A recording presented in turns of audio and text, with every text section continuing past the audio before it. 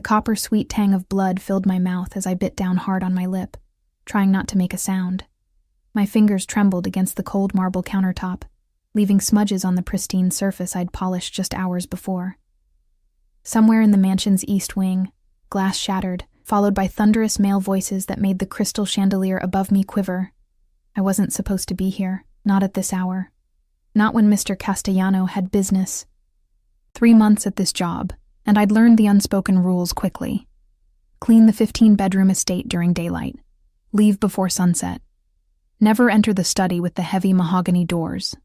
Never ask questions about the men who came and went in expensive cars with tinted windows. And most importantly, never, ever, be caught in the crossfire of Vincent Castellano's anger. But today, my daughter Lily's school had called. Another fever. Another round of antibiotics we couldn't afford. Another late pickup that cost me precious working hours, forcing me to return to the mansion after dark to finish my duties. Single motherhood was a tightrope walk across an endless chasm, and tonight, I'd slipped. The voices grew louder. Heavy footsteps approached the kitchen where I stood frozen, a silver serving tray clutched against my chest like a shield. You think you can steal from me and disappear? The voice was deceptively soft, almost gentle, making the menace behind it all the more terrifying. Vincent Castellano, my employer, the man whose name made hardened men cross the street when he walked by. I'd only glimpsed him a handful of times in my 3 months working here. A tall figure with broad shoulders moving between rooms, the scent of expensive cologne lingering in the air, hushed conversations ending abruptly when I entered to clean. The staff spoke of him in whispers, the young, ruthless heir who'd taken control of his family's business interests after his father's mysterious disappearance. I should run. Every instinct screamed for me to flee, but my legs wouldn't move. Instead, I found myself pressing deeper into the shadows of the kitchen alcove, desperately hoping to become invisible. Another crash, closer now, a man's pained groan. Please, Vincent. It was a mistake. The voice was desperate, pleading. A mistake? A cold laugh. Taking my money was the mistake. But touching my sister? That was a death wish. My hand flew to my mouth, stifling a gasp.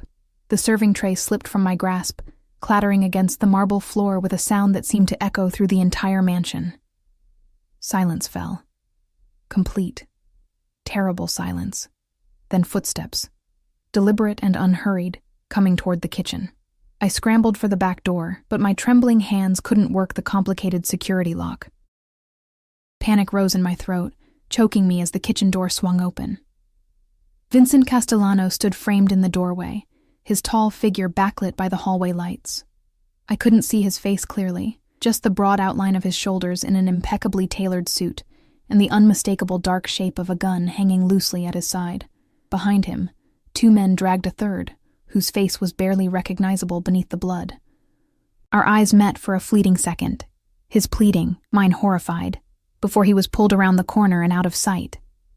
Vincent stepped into the kitchen, and for the first time, I saw his face clearly. He couldn't have been more than 35, with sharp cheekbones, a strong jaw dusted with dark stubble, and eyes so intensely blue they seemed to glow in the dimly lit kitchen. Handsome in a dangerous way that made my heart hammer against my ribs. Not from attraction, but pure, primal fear. You're the maid. Not a question. His voice was deep, with the barest trace of an Italian accent. I nodded, unable to speak, my back pressed against the cold wall. He moved closer, and I flinched as he reached past me, but he only flicked on the lights, flooding the kitchen with brightness that seemed to expose every frightened breath I took. Name. Again. Not a question, but a command. Elena. I whispered. Elena Reyes. Recognition flickered in his eyes. You have a daughter. Lily. He knew my daughter's name. The realization sent ice through my veins. She's sick, often. My protective instincts surged through my terror. Please, I managed, finding my voice at last. I just came back to finish cleaning. I'll leave. I won't say anything. You shouldn't be here this late. He cut me off, his gaze moving over my face with unsettling intensity. It's not safe. A hysterical laugh nearly bubbled from my lips. not safe. As if the danger wasn't standing right in front of me, his hands still bearing faint traces of someone else's blood. He must have read the fear in my eyes because something in his expression shifted. He tucked the gun away inside his jacket with a movement so casual it sent another wave of terror through me. This was a man who lived with violence as comfortably as others lived with their shadows. "You saw nothing tonight." His voice was quiet, but held an undercurrent of steel. "Understood?" I nodded frantically. "Nothing. I saw nothing." He stepped closer, and the scent of his cologne, sandalwood and something darker, richer, enveloped me. I pressed myself harder against the wall, as if I could somehow pass through it if I tried hard enough. "Look at me." I forced myself to meet his gaze, expecting to see cruelty there. Instead, I found something more complex. Calculation, certainly, but also something that might have been concern. "Look at me, you're safe now," he said, his voice gentler than I would have thought possible. "I don't hurt innocent people, especially not women with sick children." The sudden shift in his demeanor disoriented me more than his anger would have. I remained frozen as he reached out, his fingers briefly touching my cheek where a tear I hadn't realized I'd shed had fallen. "You work too hard, Elena Reyes," he said, his thumb brushing away the tear in a gesture so unexpectedly tender it stole my breath. "For too little." Before I could respond, the front door security system chimed. Vincent's posture changed instantly, tension radiating from him as he placed himself between me and the kitchen doorway. "Stay here," he ordered, drawing his gun again. "Don't move." He disappeared into the hallway, leaving me trembling against the wall. Seconds later, I heard muffled voices. Then Vincent returned, his expression dark. My security team detected police scanner activity near the estate. Someone called in a disturbance. His eyes narrowed. "Did you call someone, Elena?" "No," I gasped. "My phone's in my bag, in the staff room. I haven't touched it since I arrived." He studied my face for a long moment, then nodded once, apparently satisfied with what he saw there. "The police can't find you here, not with what's happened tonight." My heart sank. This was it. I was a loose end, a witness. People disappeared in the city all the time, their bodies washing up in the harbor weeks later if they were found at all. But instead of the violence I feared, Vincent gripped my arm firmly and led me swiftly through a door I'd never noticed before, hidden behind what I had assumed was a pantry shelf. It swung open to reveal a narrow staircase. "This leads to my private quarters," he explained as he guided me upward. "No one will look for you there." The implications of being taken to his private quarters sent fresh fear coursing through me. I tried to pull away. "Please. I need to get home to my daughter. Your daughter is staying with your mother tonight. School called her when they couldn't reach you." The casual knowledge of such personal details about my life stunned me into silence as he led me up the stairs and through another hidden door into what appeared to be a luxurious apartment within the mansion itself. The space was minimalist, but unmistakably expensive. Dark hardwood floors, leather furniture, and floor-to-ceiling windows overlooking the city lights below. Unlike the ornate, old-money decor of the mansion's main rooms, this space felt modern, masculine, and strangely intimate. "Sit," Vincent directed, gesturing to one of the leather sofas as he moved to a panel on the wall, pressing buttons that I assumed controlled the home's security system. I perched on the edge of the sofa, ready to flee though I knew there was nowhere to run. Vincent spoke rapidly into a phone in Italian, his voice low and urgent. I caught my name once, and Lily's, sending another jolt of fear through me. When he finished the call, he turned to me, his expression unreadable. "The police will find nothing. My men are handling it." "What?" I swallowed hard, finding courage I didn't know I had. "What happened to that man?" Vincent's eyes hardened. "That man embezzled from my legitimate businesses and harassed my younger sister when she rejected his advances. He's facing consequences for his actions." "Are you going to kill him?" The question slipped out before I could stop it. A ghost of a smile touched Vincent's lips. So the frightened bird has talons after all. He moved to a cabinet, extracting a crystal decanter and 2 glasses. "Would you like a drink? You look like you need one." I shook my head. "I want to go home." "Not possible tonight." He poured amber liquid into 1 glass. "The police will be watching the roads leading from the estate. You'll stay here until morning." "Here?" I glanced around the apartment, my anxiety spiking. With you? Vincent took a slow sip from his glass. I won't touch you, Elena. You have my word. Somehow I believed him, though I couldn't have said why. Perhaps because he'd had countless opportunities to harm me already and hadn't taken them. Or perhaps because despite everything I'd witnessed, there was something in the way he looked at me. Like I was a puzzle he was trying to solve. That didn't feel threatening. Why? I asked finally. Why protect me? I saw what happened. I'm a liability to you. He set down his glass and approached me slowly, as one might approach a wounded animal. When he stood before me, he crouched down to my eye level, those blue eyes searching mine. Because you fight every day for your daughter's survival in a world that doesn't make it easy. Because you work 3 jobs and still come back here at night to finish your duties. His voice dropped lower. Because I've watched you for 3 months, Elena Reyes, and I've never seen anyone more deserving of protection. The words hung between us, heavy with implications I couldn't fully process. He'd been watching me. For 3 months. The thought should have terrified me, but instead it awakened something different. A strange, unsettling warmth that had no place in this dangerous situation. Rest, he said, rising to his full height again. The bedroom is through there. Lock the door if it makes you feel safer. I'll sleep out here. I stood on shaky legs. What happens in the morning? Vincent looked at me for a long moment before answering. His gaze so intense it felt like he was memorizing every detail of my face. In the morning, he said quietly, everything changes. I didn't know then how prophetic those words would be. How that night, the night I should have died, but instead was protected by the most dangerous man in the city, would alter the course of my life forever.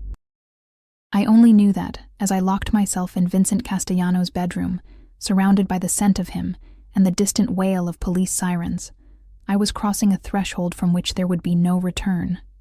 Morning came with disorienting brightness. For a moment, I didn't recognize where I was. The silken sheets felt nothing like my threadbare cotton ones, and the mattress cradled my body in a way my lumpy second-hand one never could. Then, the memories of the previous night crashed over me. The blood, the violence, Vincent Castellano. I sat up with a gasp, heart racing as I took in my surroundings. Sunlight streamed through partially opened curtains, illuminating a bedroom larger than my entire apartment. Masculine but elegant, charcoal walls, custom furniture in dark wood, and not a single personal photo or memento. It was beautiful but sterile, like a luxury hotel room rather than a place someone actually lived. The events of the previous night replayed in my mind. Had I dreamed it all? But no. I was still wearing my maid's uniform, now wrinkled from sleep. This was real. I slid out of bed, my bare feet silent against the plush carpet as I approached the door. I'd locked it last night, but would it keep out a man like Vincent if he decided to enter? The thought sent a shiver through me. Pressing my ear against the door, I listened for movement outside. Nothing. Gathering my courage, I turned the lock and eased the door open. The main living area of the apartment was empty, morning light flooding the space. On the coffee table sat a tray with a pot of coffee, a covered plate, and a folded note. My name was written on it in strong, slanted handwriting. Approaching cautiously, I picked up the note. Elena, business required my attention early. Help yourself to breakfast. My driver will take you home when you're ready. Your daughter's medicine has been taken care of. Call the number below when you wake. Beneath was a phone number and a key card. My daughter's medicine? What did that mean? Panic surged through me as I frantically searched for my phone, finding my purse placed neatly beside the sofa. 3 missed calls from my mother and a text message. The pharmacy delivered Lily's antibiotics this morning, all paid for. What's going on, Elena? I sank onto the sofa, staring at the message. Vincent Castellano had paid for my daughter's medicine. The same man I'd witnessed orchestrating a brutal beating hours earlier had arranged for a sick child's antibiotics. The coffee on the tray steamed invitingly, but my stomach churned too much to consider eating. I needed to get home, to check on Lily, to process everything that had happened. But first, I needed to call the number. With trembling fingers, I dialed. The line connected immediately. Ms. Reyes. It was Vincent's voice, deep and assured. Background noise suggested he was in a car. "How did you know about my daughter's medicine?" I blurted out, forgoing any greeting. A pause. "I make it my business to know the details of everyone who works for me. But why would you—" "Is that really your question, Elena?"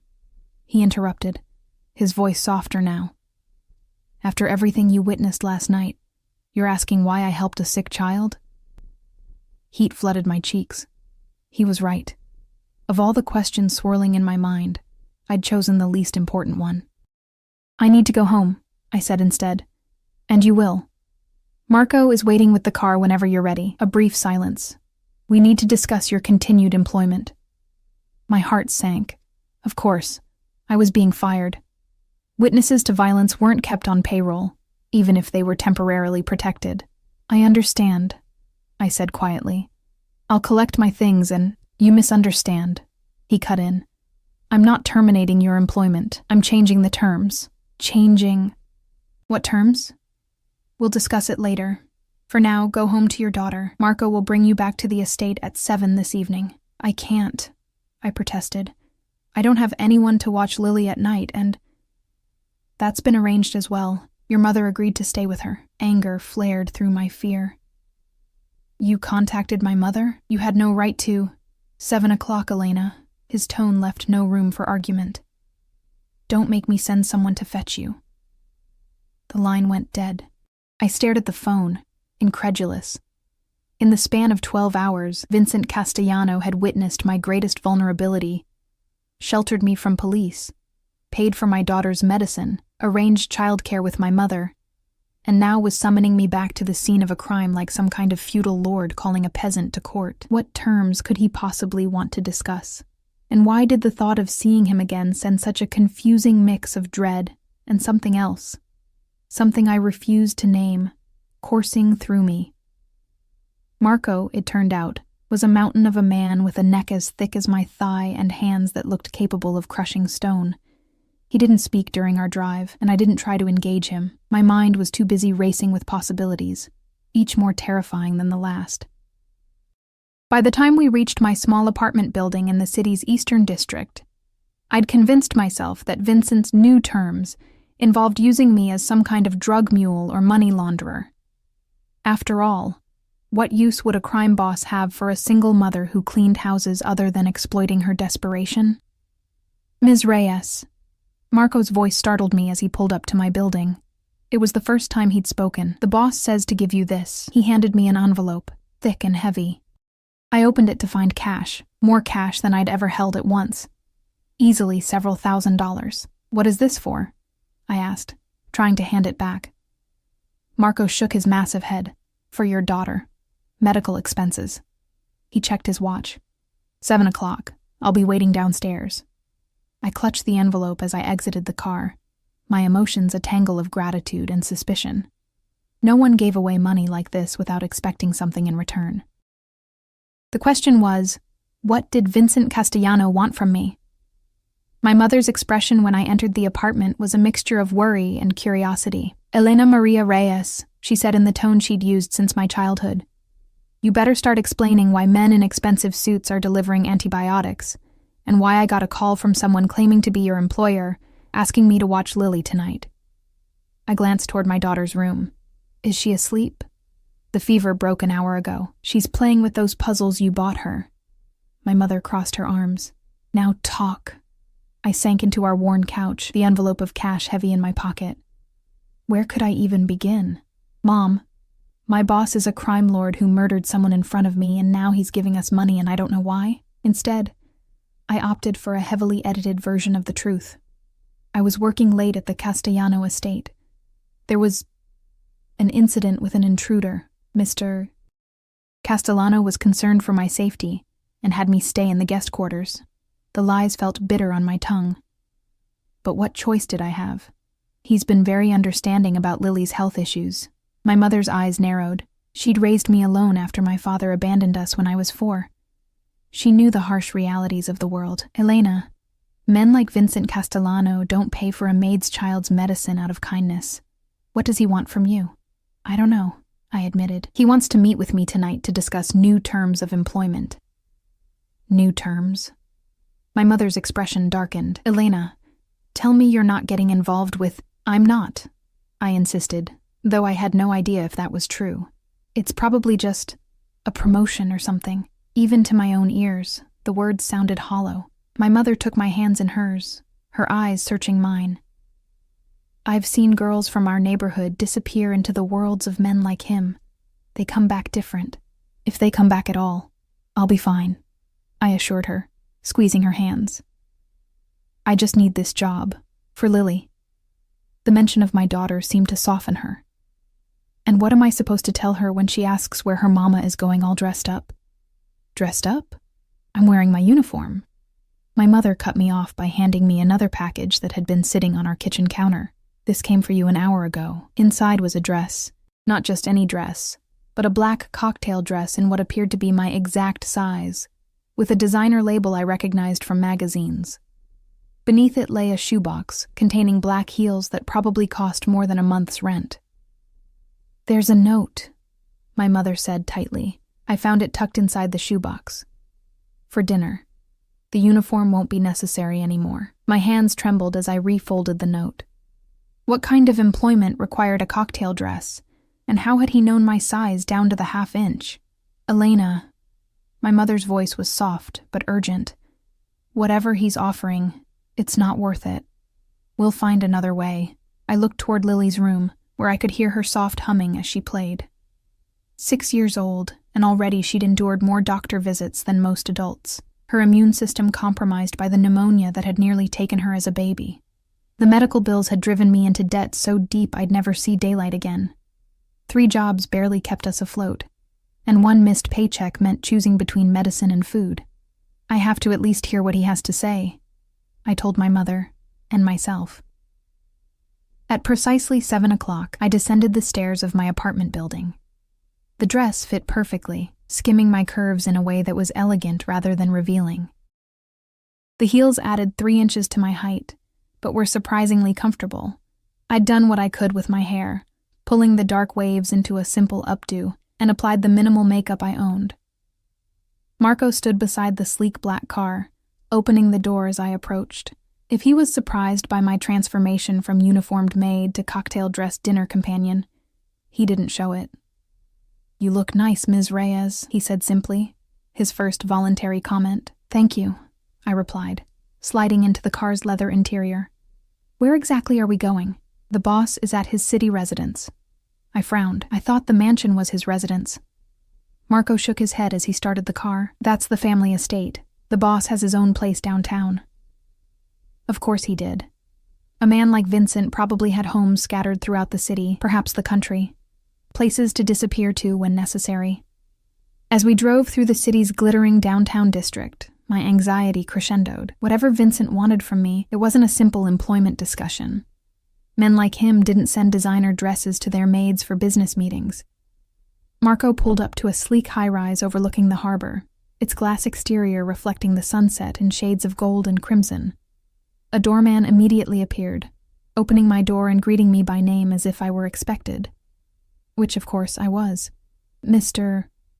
Castellano is waiting for you in the penthouse, he informed me, directing me toward a private elevator that required a keycard to operate. Marco handed me a small black card. The boss said to tell you that dinner will be waiting. With that, he returned to the car, leaving me alone in the marble lobby. The elevator was mirror-lined and silent, carrying me upward with such smooth efficiency I barely felt the movement. I studied my reflection, barely recognizing the woman who stared back. I looked elegant, polished, and terrified. The doors opened directly into a penthouse apartment that took my breath away. Floor-to-ceiling windows framed the harbor view, the city lights beginning to twinkle as dusk settled. Modern artwork adorned walls in subtle grays and blues, and minimalist furniture in creams and dark woods created a space that was simultaneously luxurious and understated. You're punctual. I appreciate that. I turned toward the voice. Vincent Castellano emerged from what appeared to be a study, dressed in a charcoal suit that fit his athletic frame perfectly. His blue eyes assessed me with undisguised appreciation, lingering for a moment on the curve of my waist before returning to my face. "The dress suits you," he said, approaching me with the same deliberate grace I'd witnessed the night before. Up close, I could see the faint shadow of stubble along his jaw and a small scar near his left eyebrow that I hadn't noticed before. "Thank you for the gift," I said stiffly. Though it wasn't necessary, a small smile played at the corner of his mouth. "Necessary? No, but appropriate for what I have in mind." My heart stuttered at his words. "And what exactly do you have in mind, Mr. Castellano?" "Vincent," he corrected. "And I believe I mentioned dinner first." He gestured toward the terrace, where I now noticed a table had been set for two, candles already lit, and casting a warm glow against the darkening sky. This wasn't a business meeting. This was a date. The realization sent a jolt through me, equal parts alarm and something dangerously close to anticipation. "I'm not sure what you think is happening here," I began, forcing steel into my voice. "But if you believe buying my daughter's medicine and sending me a dress entitles you to—" "I'm not buying you, Elena," he interrupted, his expression hardening slightly. "I would never insult either of us that way." "Then what is this?" He approached me slowly, stopping just close enough that I could smell his cologne, that same intoxicating blend of sandalwood and something darker. "This is me offering you a choice." "What kind of choice?" "Between continuing to work yourself to exhaustion for pennies," he said quietly, "and accepting a position that would ensure your daughter never wants for medicine again." I swallowed hard. "What position?" His eyes held mine, intense and unreadable. "My personal assistant." Whatever I'd been expecting, it wasn't that. "Your assistant? I don't have any qualifications for—" "You're organized, discreet, and observant. You notice details others miss. You're punctual and thorough." He ticked off the qualities on his fingers. "More importantly, you've already seen things most of my employees never will, and you're still standing here, unafraid." That last part was a lie. I was terrified, but not entirely in the way I should have been. "What would this job entail exactly?" I asked cautiously. "Managing my schedule, coordinating with my security team, handling certain sensitive communications." "Accompanying me to business dinners and social functions," he gestured to my dress. "Hence, the wardrobe upgrade." It sounded legitimate enough, but I wasn't naive. "And the real reason? The parts you're not mentioning?" Vincent's expression remained impassive, but something flickered in his eyes. Surprise, perhaps, or approval. "Having you close ensures your silence about what you witnessed. It allows me to protect you from those who might think you know more than you do." "You mean the police?" "The police are the least of your concerns," he said darkly. "There are rival interests who would use anyone connected to me as leverage." "So this is about protecting your investment," I said bitterly. He stepped closer, close enough that I had to tilt my head back to maintain eye contact. "This is about protecting you, Elena, and your daughter." The sincerity in his voice was convincing, but I'd learned early in life that men's promises were worth less than the air used to speak them. "And if I refuse, then Marco takes you home. You receive a generous severance package, and we never speak again." He shrugged, the movement elegant beneath his tailored jacket. "But you should know that once my protection is withdrawn, I cannot guarantee your safety from those who might assume you're valuable to me." There it was. The threat beneath the offer, beautifully packaged, but a threat nonetheless. "So it's not really a choice at all," I said, my voice barely above a whisper. Vincent tilted his head slightly, studying me. "There is always a choice, Elena. Some are simply more difficult than others." He extended his hand toward the terrace. "Now, shall we discuss the details over dinner? The chef has prepared something special." I stood frozen for a moment, poised between two impossible futures. Return to my life of crushing poverty and constant fear over Lily's health, but maintain what little freedom I had. Or step into Vincent Castellano's world of wealth and danger, binding my fate to a man who had orchestrated violence before my eyes, yet had also shown me a strange, unexpected tenderness. In that moment, with the harbor lights twinkling beyond the windows, and Vincent's blue eyes holding mine, I made the choice that would change everything. I placed my hand in his and let him lead me toward the candlelit table. What I didn't realize then was that I wasn't just accepting a job. I was accepting an invisible collar around my neck, one lined with silk and paid for with blood money. And the man now holding the leash wasn't just offering protection, he was claiming possession. 3 weeks passed in a whirlwind of changes so dramatic I sometimes felt I'd stepped into someone else's life. My days as a maid were over, replaced by a role that defied simple description. On paper, I was Vincent Castellanos' executive assistant.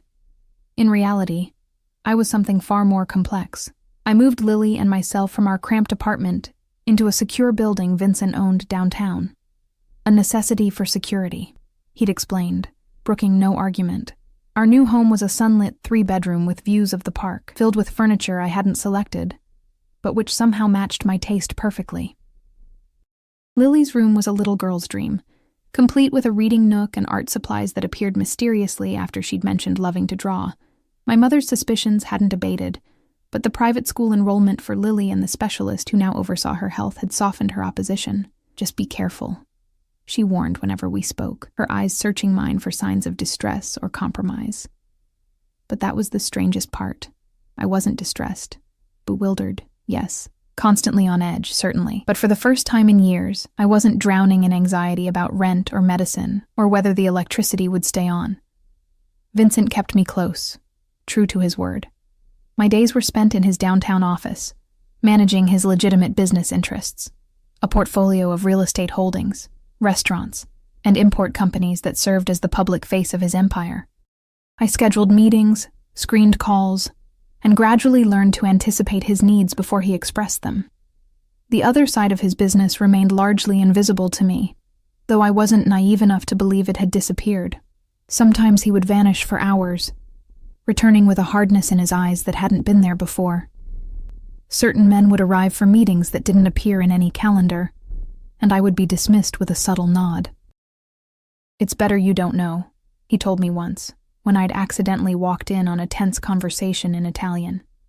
Plausible deniability protects both of us. But if he shielded me from the darkness of his world, he enveloped me in its privileges. Designer clothes appeared in my closet weekly. A car and driver were at my disposal. When Lily caught a mild cold, specialists arrived at our apartment within the hour. And through it all, Vincent watched me with those intense blue eyes that seemed to see every thought crossing my mind.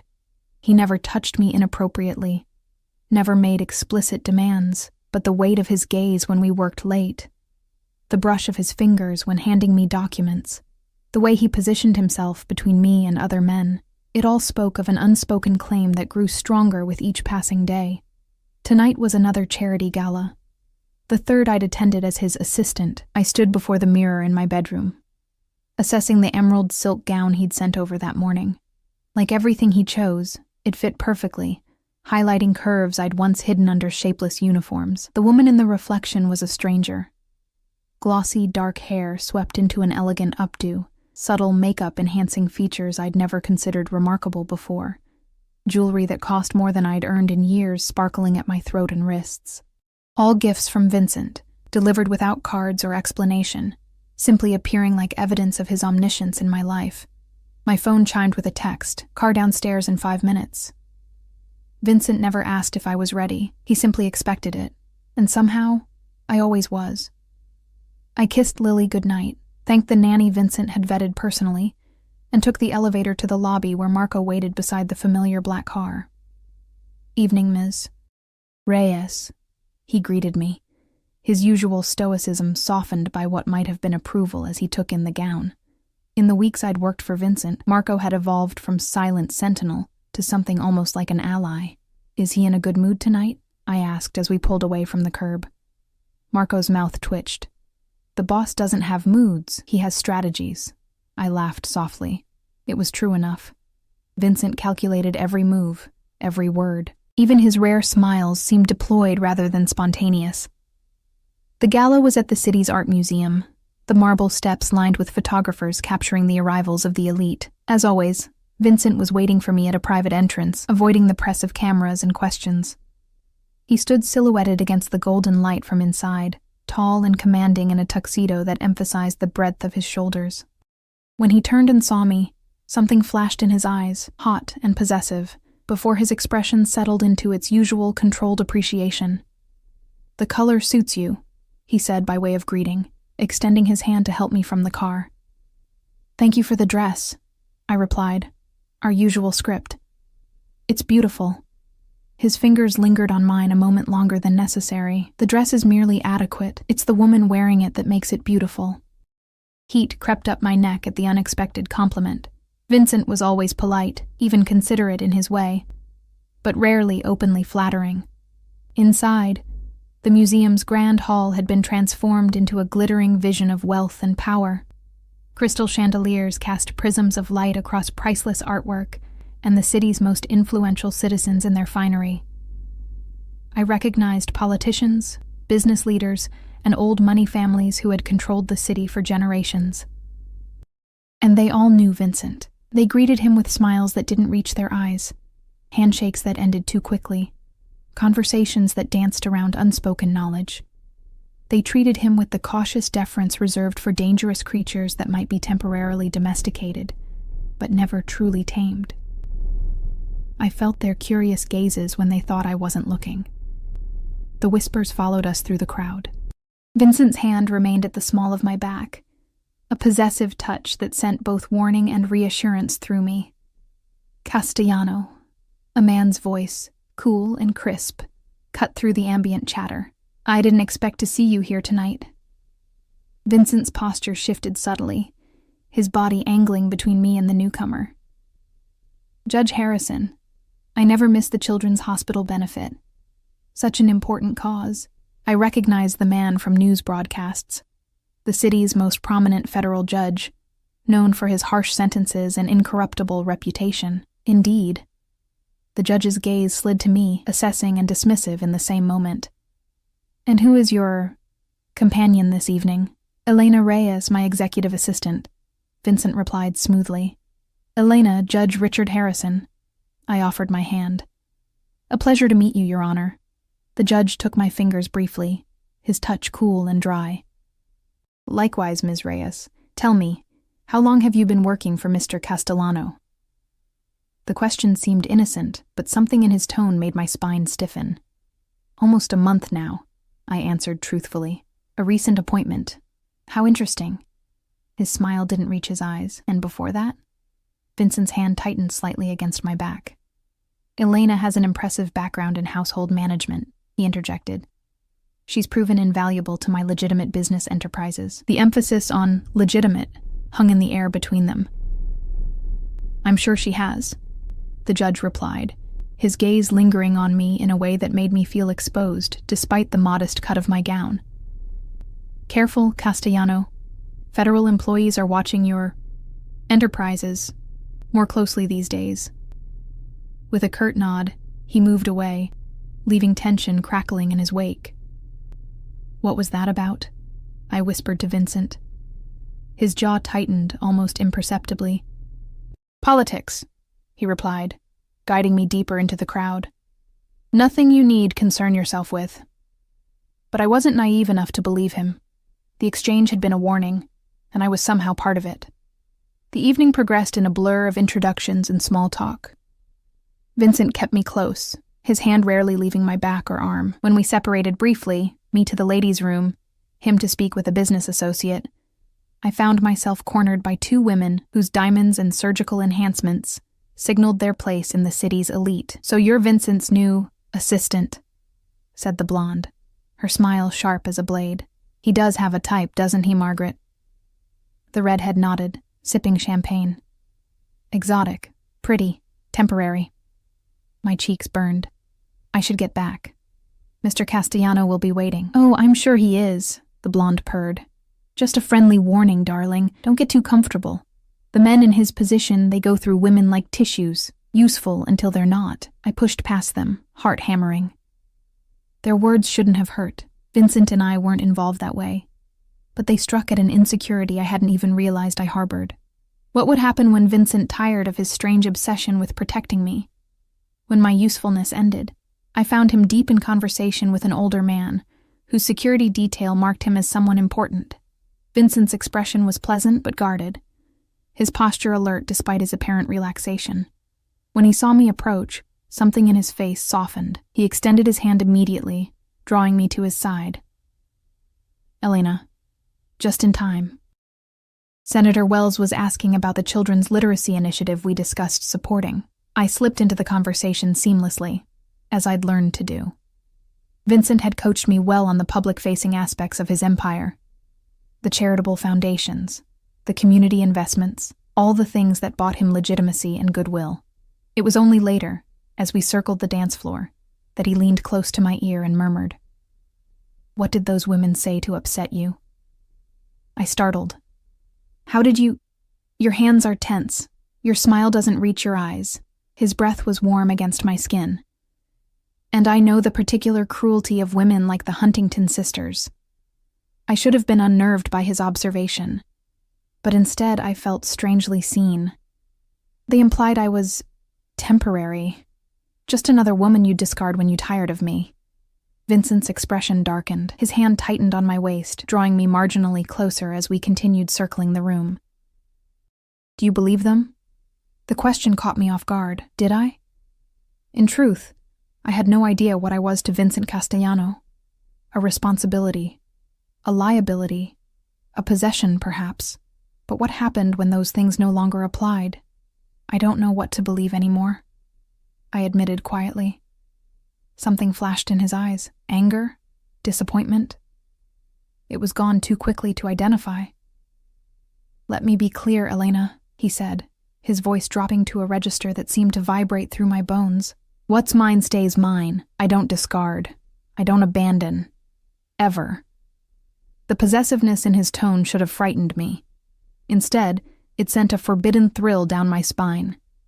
In Vincent's world of constant calculation and shifting loyalties, such absolute statements were rare. Before I could respond, a commotion near the entrance caught everyone's attention. Men in dark suits and earpieces, different from the security already present, were entering, their expressions grim and purposeful. Vincent's entire demeanor changed instantly. His arm moved from my waist to encircle my shoulders, pulling me against him protectively as he began moving us toward a service exit. "FBI," he murmured, confirming my suspicions. "Time to leave." "Are they here for you?" I whispered, heart pounding as we slipped through the kitchens, Vincent nodding to staff who seemed unsurprised by our passage. "Not tonight," he replied, his tone suggesting he knew exactly why they were there. "But it's better not to take chances." A service elevator took us to an underground parking level where Marco was already waiting with the car. Vincent handed me inside before sliding in beside me, his body tense as he checked his phone.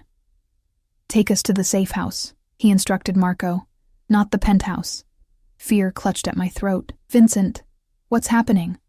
What about Lily? I need to—" "Your daughter is fine," he assured me, taking my hand firmly in his. "My security team is already moving her and the nanny to meet us.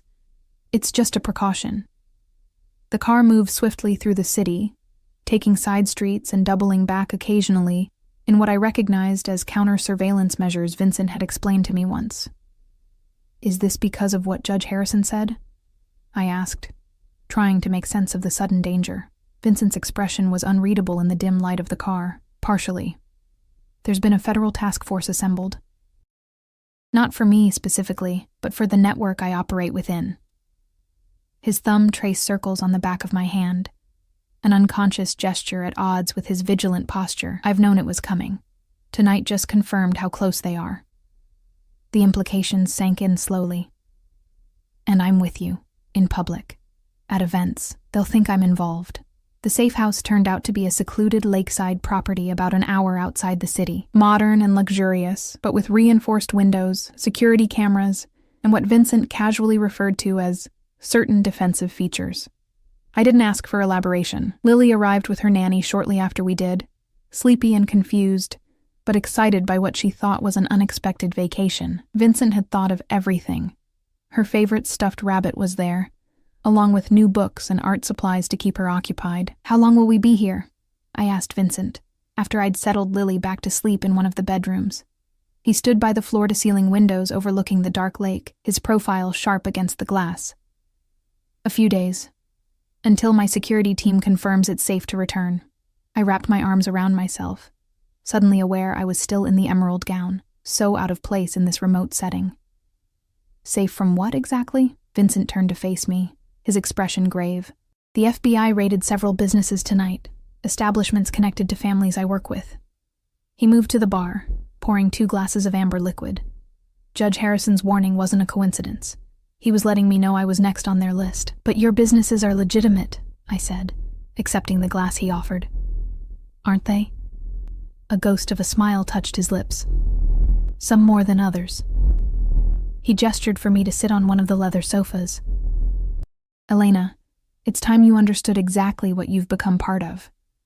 My heart beat faster as he sat opposite me, his eyes never leaving mine. I think I have some idea. No, he said quietly. You see the surface, the legitimate enterprises, the charity events, the political connections. You don't see the foundation it's all built upon. The illegal businesses, I supplied. Drugs, weapons, gambling. He took a measured sip of his drink. All of the above, once, not anymore. My father built his empire on those trades. I've been systematically moving us into cleaner enterprises, real estate, technology, finance. So you're going legitimate? Evolving, he corrected. The old ways are too vulnerable, too violent, too easily targeted by federal agencies. I studied him across the rim of my glass. But you're still willing to use violence. I saw that my first night. Something darkened in his expression.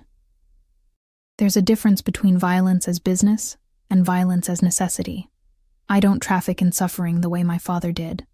But I will protect what's mine. The possessive note in his voice sent a shiver through me. And what exactly am I in all this, Vincent? One of your possessions to be protected? He set his glass down, leaning forward with an intensity that made me press back into the sofa. You've become more valuable to me than you realize, Elena. As an assistant?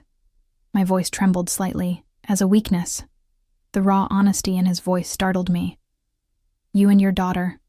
The first liabilities I've allowed myself in a very long time. I swallowed hard, unsure how to respond to such a declaration. Is that why you keep me so close? Because I'm a liability? I keep you close because I can't bear to have you anywhere else. The words hung in the air between us, shockingly vulnerable from a man who calculated every move. Before I could respond, his phone buzzed. Vincent checked it, his expression hardening. Marco's bringing some of my men here. We need to discuss our next moves. He stood, draining his glass. You should change. Get some rest. Tomorrow will be complicated, just like that. The moment of vulnerability was gone, replaced by the calculated crime boss. He moved toward the door, then paused, looking back at me. There are clothes for you in the master bedroom. Second door on the right. Left alone, I sat for several minutes, trying to process everything. Vincent Castellano had just admitted I was his weakness. Not his assistant, not his employee. His weakness. And in his world, weaknesses were dangerous things to have.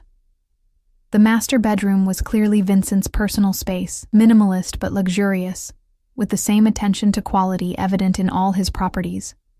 The closet contained not just clothes for me, but an entire wardrobe in my size. Casual wear, business attire, lingerie still with tags from exclusive boutiques. This hadn't been prepared in haste tonight. These things had been waiting. How long had Vincent been planning to bring me here? How long had he anticipated needing this safe house for us? I changed into silk pajamas and a matching robe, then paused at the bedroom door. Down the hall I could hear male voices, Vincent's deep tones interspersed with others I didn't recognize. Making decisions about our lives, no doubt. Instead of joining them, I slipped into Lily's room. My daughter slept peacefully, her dark curls spread across the pillow. One arm wrapped around her stuffed rabbit. Looking at her innocent face, I wondered what I'd done by allowing us to be pulled into Vincent's orbit. Had I protected her by securing her future, or endangered her by tying it to a man whose world was built on power and violence? Morning brought sunshine streaming through bulletproof glass and the scent of coffee. I found Vincent in the kitchen, already dressed in casual attire I'd never seen him wear, dark jeans and a gray Henley that made him look younger, more approachable. "Did you sleep well?" he asked, sliding a mug of coffee across the island to me. "As well as could be expected," I replied, wrapping my hands around the warm ceramic. "Your men?" "Left before midnight. He finished for me. It's just us now. Us and the security detail outside. I nodded, glancing around the sunlit kitchen. How long have you had this place ready for us? If he was surprised by my directness, he didn't show it. 3 weeks. Since the night you accepted my offer. The confirmation of my suspicion should have unsettled me more than it did. You've been planning for this. I plan for every contingency. He leaned against the counter, studying me. Including the possibility that you and Lily would need protection from my enemies. Are they your enemies, Vincent? Or are they law enforcement doing their job? His expression hardened slightly. In my world, there's often little distinction. Before I could respond, Lily's voice called from down the hall. Mama, where are we? Vincent's entire demeanor shifted as my daughter padded into the kitchen, rubbing sleep from her eyes. His face softened, the hardness melting away into something almost gentle. Good morning, little one, he said, his voice warmer than I'd ever heard it. Lily blinked up at him, still half asleep. In the weeks since Vincent had entered our lives, she'd met him only a handful of times, brief encounters where he'd been unfailingly polite but somewhat distant. Mr. Vincent?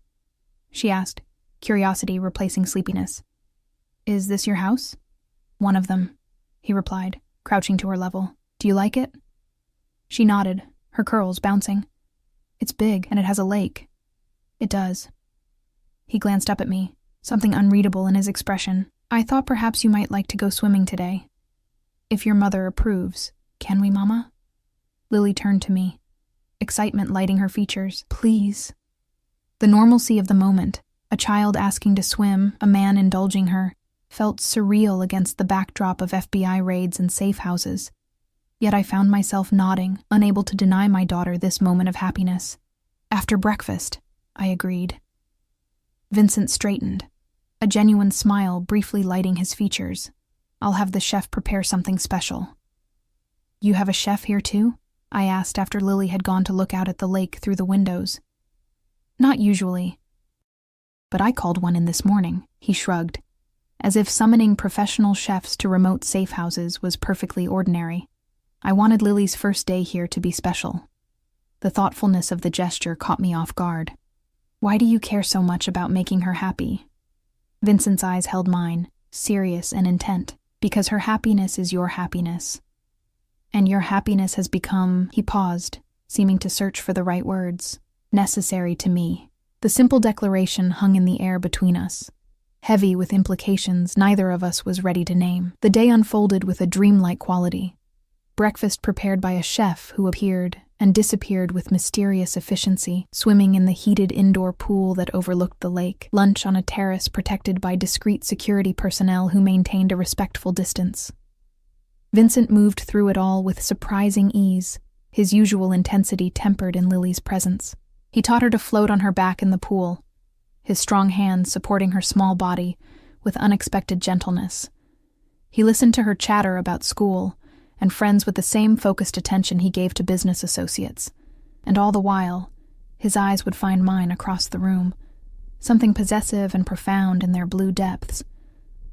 It wasn't until Lily was napping after lunch that the illusion of normalcy cracked. Vincent's phone rang, and his expression darkened as he answered it, moving out to the terrace to speak privately. When he returned, the casual demeanor was gone, replaced by the calculated precision I'd come to recognize as his business persona. What's happened? I asked, setting aside the book I'd been pretending to read. The federal investigation is expanding. He paced the length of the living room, tension radiating from him. They've frozen accounts connected to 3 of my companies. Fear clutched at my chest. What does that mean for us? For Lily? Vincent stopped pacing, turning to face me. Your accounts are separate, secured. I made sure of that. He ran a hand through his hair, a rare gesture of frustration. But we need to consider contingency plans. What kind of contingency plans? He was silent for a moment, as if weighing his words carefully. I may need to leave the country for a while, until certain matters are resolved. The implication hit me like a physical blow. And you want us to go with you? It wasn't a question, but he answered anyway. Yes. You want me to take my daughter and flee the country with a man who's under federal investigation? I stood, anger rising through my fear. To become a fugitive? To be protected, he corrected, his voice hardening. If I leave you behind, my enemies, both legal and illegal, will see you as leverage to use against me. So this is still about protecting your investment, I said bitterly. In 3 swift strides, he was before me, his hands gripping my shoulders firmly but not painfully. This is about keeping you and Lily safe. This is about not losing the only people who have made me feel something beyond power and control in years. The raw emotion in his voice stunned me into silence. I have homes in countries without extradition treaties, he continued, his thumbs moving in small circles against my shoulders. Places where Lily could have the best education, the best medical care, where you would want for nothing except freedom, I whispered. We'd be living in a gilded cage. His eyes darkened. We're all in cages of some kind, Elena. I'm offering you the most comfortable one possible. And if I refuse? His hands fell away from my shoulders.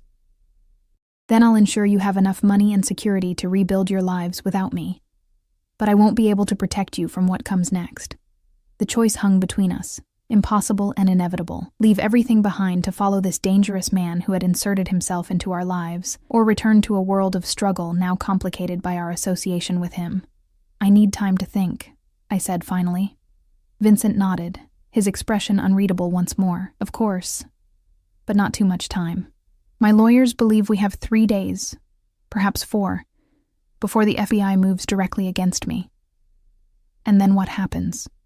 His smile was grim. Then I disappear, with or without you. The word sent a chill through me that had nothing to do with fear. The thought of Vincent simply vanishing from our lives, of returning to the crushing loneliness of before, was suddenly, inexplicably devastating. I turned away, unwilling to let him see the confusion on my face. When had this man become so essential to me? When had his presence in our lives shifted from intrusion to necessity? Mama?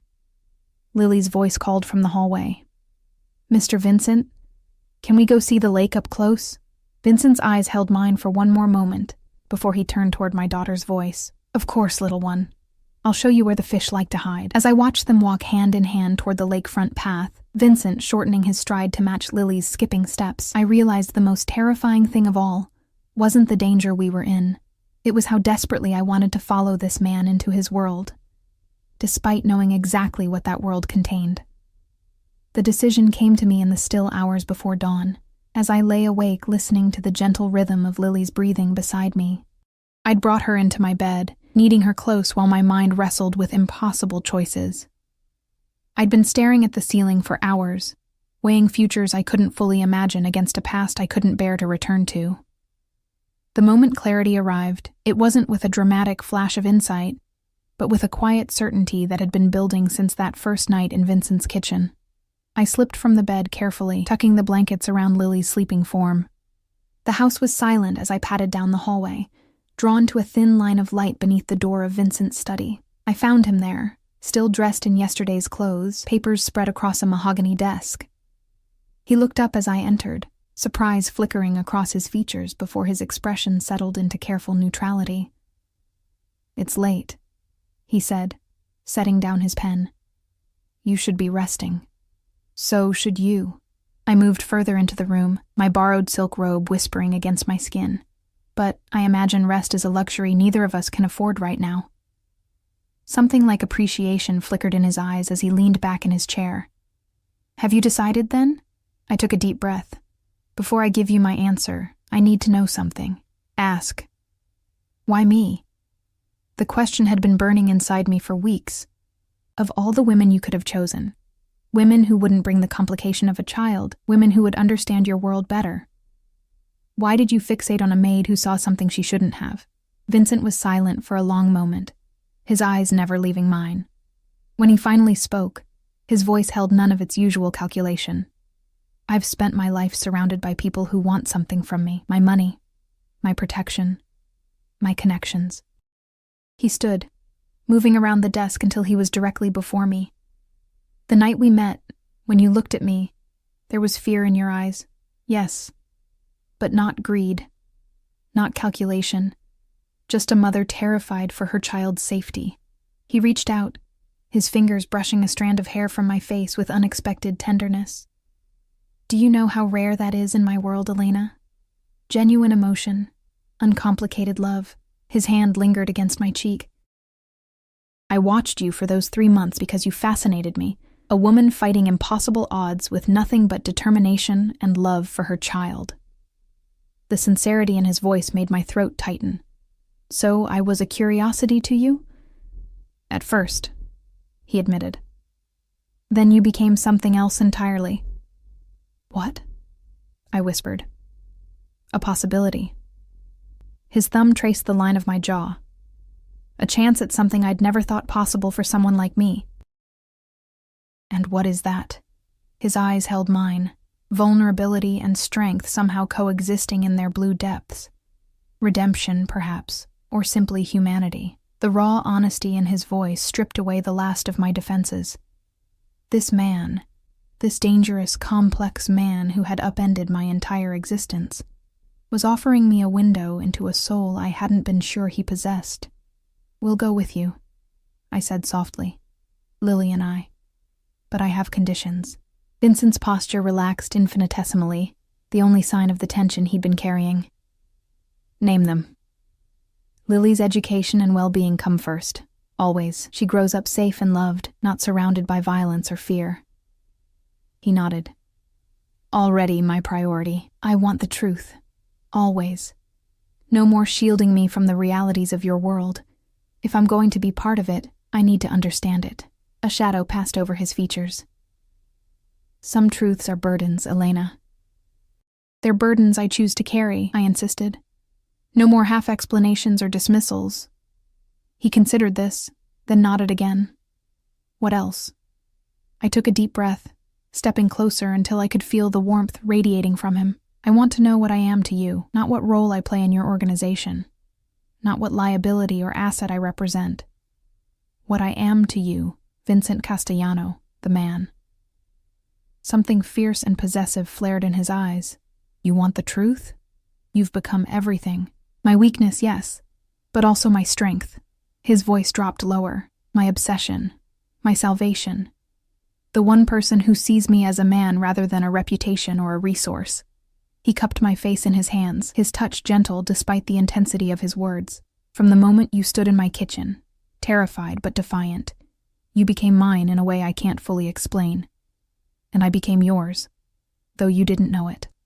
The confession hung in the air between us, changing everything. I should have been frightened by such possessive intensity. Instead, I felt a strange sense of recognition, as if some part of me had always known this truth. If I go with you, I whispered, what happens to us? Whatever we want to happen, he replied, his thumbs tracing gentle circles on my skin. I won't demand anything you're not willing to give, but I won't pretend I don't want everything, Elena. Every part of you. The honesty in his voice broke something loose inside me, a wall I'd built around my heart since my husband's betrayal and abandonment years ago. Without consciously deciding to move, I found myself leaning forward, closing the final distance between us. Our lips met, and the careful control Vincent had always maintained shattered. His arms encircled me, pulling me against the solid warmth of his body as the kiss deepened from tentative exploration to desperate need. I should have felt out of my depth, kissing a man who had undoubtedly known far more experienced women. But there was something in the way Vincent responded, a reverence mixed with hunger, that made me feel powerful rather than inadequate. When we finally broke apart, both breathing heavily, I saw naked vulnerability in his eyes that I'd never glimpsed before. I've wanted to do that since the first night, he admitted, his voice rough with emotion. Why didn't you? I asked, my fingers curling into the fabric of his shirt. Because I needed you to choose me, his forehead rested against mine. Not out of fear or obligation, but because you wanted me as much as I want you. The tenderness in his admission nearly undid me. This man, who commanded an empire through force and intimidation, had waited for me to come to him, had given me the one thing no one in his world ever received, the power to choose. I choose you, I whispered against his lips. For better or worse, Vincent Castellano. I choose you." His kiss in response was gentle, almost reverent, before he pulled back. "Get some rest. Tomorrow will be busy. We need to move quickly now that we've decided." I nodded, reluctantly stepping away from his embrace. At the doorway, I paused, looking back at him. "When we leave, will we ever be able to come back?" Something like regret flickered across his features. "Not for some time. Perhaps years. And you're willing to leave everything you've built? Your father's legacy?" Vincent's expression hardened. "My father's legacy is violence and fear. What I'm building with you and Lily will be something different." His eyes met mine. Something better. The next 2 days passed in a whirlwind of discreet preparations. Vincent's network mobilized with terrifying efficiency, creating documents, transferring assets, establishing our new identities. I watched it all with a mixture of awe and apprehension, glimpsing for the first time the true extent of his power and influence. Lily accepted our impending adventure with the adaptability of childhood, excited by Vincent's promises of beaches and mountains and schools where she could learn new languages. My mother was harder to convince. I couldn't tell her everything, but I told her enough. "He's in trouble with the authorities," she guessed immediately, her eyes sharp with concern. "You're running away with a criminal. I'm choosing a future for Lily and myself," I corrected gently. "With a man who has proven he'll do anything to keep us safe and happy." She studied my face, searching for signs of coercion or fear. Finding none, she sighed heavily. "You love him." It wasn't a question, but I answered anyway. "Yes, against all reason and common sense. Love rarely concerns itself with reason." She took my hands in hers. "Will I see you again?" "Yes," I promised, praying it wasn't a lie. "And we'll make sure you're taken care of while we're gone." Vincent had already arranged for a generous monthly stipend to be paid to her from accounts the authorities couldn't touch, along with a new apartment in a safer neighborhood. He protected what was mine as fiercely as what was his, perhaps because, in his mind, there was no longer any distinction. Our final night in the country arrived with a brilliant sunset over the lake. Vincent had arranged for us to leave at dawn. A private plane, a carefully planned route through countries without extradition treaties, ending at a coastal villa he owned under layers of shell companies. Lily was asleep, exhausted from a day of swimming and packing her favorite toys. I found Vincent on the terrace, silhouetted against the dying light, a glass of whiskey in his hand. "Second thoughts?" he asked as I joined him, somehow sensing my presence without turning. "No," I said truthfully, accepting the glass he offered. "Just processing. Everything's happened so quickly." He turned to face me, his expression somber. "We could still change plans. I could leave alone, make arrangements for you and Lily to—" "No," I interrupted firmly. "We stay together. That's not negotiable anymore." Something like wonder passed across his features, the look of a man unaccustomed to being chosen freely. He set down his glass and drew me to him, one hand sliding into my hair as he kissed me with an intensity that left no doubt about his feelings. When we separated, he kept me close, his forehead resting against mine. "I should tell you something before we leave," he said, his voice unusually hesitant. "About your ex-husband." A chill ran through me. "What about him?" "He abandoned us years ago." "He did," Vincent confirmed, after embezzling from his employer to cover gambling debts. I pulled back slightly, searching his face. "How do you know that?" Vincent's expression was carefully neutral. "Because his employer was an associate of my father's." Understanding dawned slowly, horror creeping through me. "Are you saying—" "Your husband didn't just disappear, Elena." Vincent's voice was gentle but unflinching. "Men who steal from my father's organization don't simply walk away." The implication hung in the air between us. My legs weakened, and Vincent guided me to sit on one of the terrace chairs. "Why are you telling me this now?" I asked, my voice barely audible. "Because we're starting a new life together. Because I promised you truth." He crouched before me, taking my trembling hands in his. "And because you need to understand the world you're choosing to enter." I closed my eyes, absorbing the revelation that my husband's disappearance, which I'd attributed to cowardice and abandonment, had been something far darker. I should have been horrified, should have recoiled from Vincent's touch. Instead, I found myself remembering the fear in Lily's eyes when illness struck and there was no money for medicine. The shame of begging creditors for extensions while my husband gambled away our savings. He left us with nothing, I said finally, opening my eyes to meet Vincent's watchful gaze. Deep in debt. Lily was just a baby, already showing signs of the immune issues that would haunt her. He knew, and he still abandoned us. Vincent remained silent, allowing me to process this truth in my own way. I should be horrified, I admitted. But I can't find it in myself to mourn a man who would desert his sick child. And me? Vincent asked quietly. Are you horrified by me? I studied the man before me, this dangerous, complex man who had killed and threatened and built an empire on fear, yet who looked at my daughter with genuine tenderness and at me with something that could only be described as reverence. I see you, I said simply. All of you. The darkness and the light, and I'm still here. He exhaled slowly, as if releasing a breath he'd been holding for years. Rising, he pulled me to my feet and into his arms, holding me as if I were something infinitely precious. Tomorrow we start over, he murmured against my hair. A new life. Together. As the last light faded from the sky, I leaned into his embrace, accepting both the protection and the danger it represented. I had entered Vincent Castellano's world through fear and necessity, but I was choosing to remain in it through something far more powerful, love, complicated and unexpected as it was. For better or worse, this man who had once told me, "Look at me, you're safe now," had become my safety, my danger, my future.